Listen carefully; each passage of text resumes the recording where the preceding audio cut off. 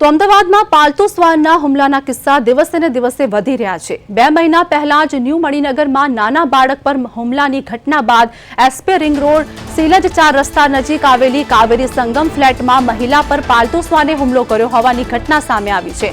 મહિલા સીડી ચડીને ઉપર જઈ રહી હતી તે દરમિયાન સામેથી એક યુવતી પોતાના પાલતુ શ્વાનને લઈને નીચે આવી રહી હતી। આ દરમિયાન અચાનક જ શ્વાને મહિલાના પગ ઉપર બચકું ભરવાનો પ્રયાસ કર્યો હતો અને નખ બેસાડી દીધા હતા।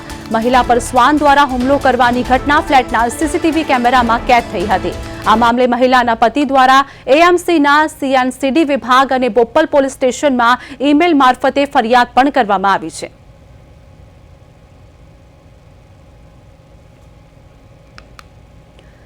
સંવાદદાતા હિમાંશુ અમારી સાથે જોડાયેલા છે। અમદાવાદના બોપલમાં મહિલા પાલતુ શ્વાનનું જે કહેવાય કે જે બચકું ભરવામાં આવ્યું હતું એક મહિલાને, તે ઘટના સામે આવી છે। શું વધુ વિગતો?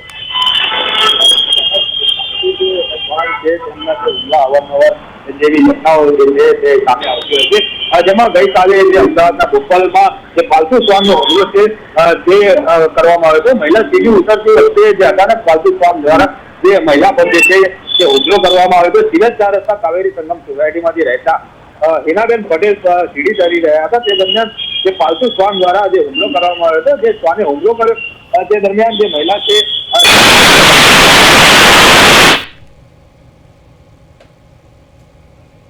જી આભાર હિમાંશુ માહિતી આપવા બદલ।